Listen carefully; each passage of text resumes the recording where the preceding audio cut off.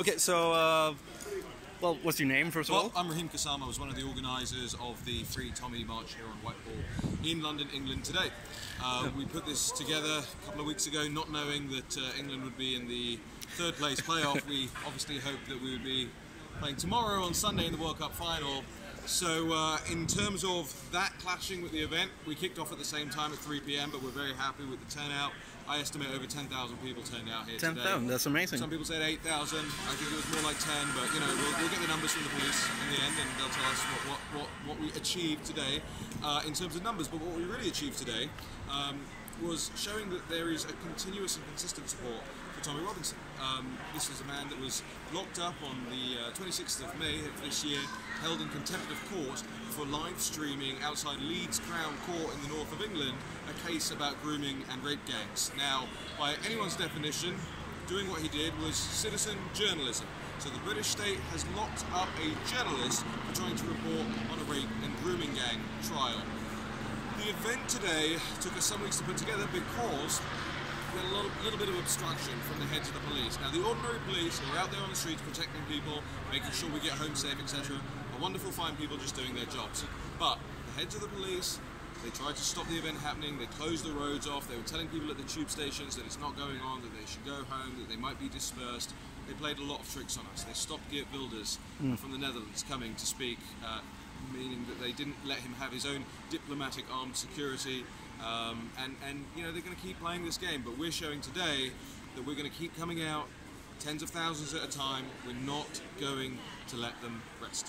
What kind of support do you have from like MPs or other politicians? Well, look, I speak to politicians a lot, despite what the fake news media will tell you, that I am persona non grata here in my own home city in Westminster.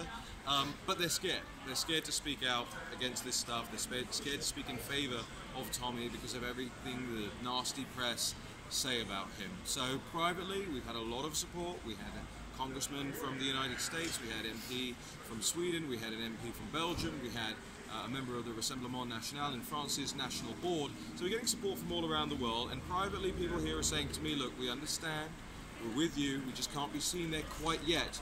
Keep doing what you're doing, keep it peaceful, and we'll be there with you. I talked a lot to various socialist groups yesterday and today also, and several of them expressed a real fear that when Tommy gets out, he will galvanize the movement, so to speak, and with it, perhaps even create a party. Yep. And that is something they are actually really afraid of. Yep.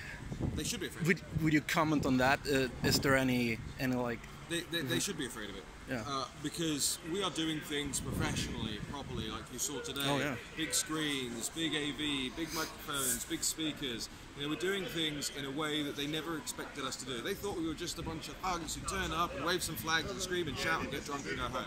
No, we know the process, we know how to go about these things. There was even a report in Reuters this morning, which I can confirm is true, that a senior US diplomat, Ambassador Brownback, intervened with the British ambassador in Washington, DC on Tommy's issue. So this is something that they should fear, and the only reason they should fear it is because they've pushed us this far.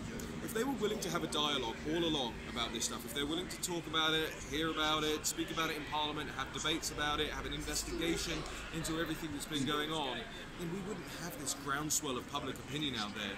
But they've tried to shut it down for so long, and we're out here saying, no more. So what's the next step then? Gathering people up is, I mean, that's fine, and it's a public expression, but what can you do more with it? We're going to get people elected to our parliament. We're going to get people in parliament already on our side. We're going to get international politicians and diplomats like we're seeing already. We are going to inform people of the facts of the case, because the facts themselves show that what's happened here is completely, it's not, by the way, it's not just anti-right, it's actually illiberal. Right? The left actually should be on our sides. This is a freedom of the press and a freedom of speech issue. Yeah. You'd think once upon a time the left cared about that. They don't seem to care anymore.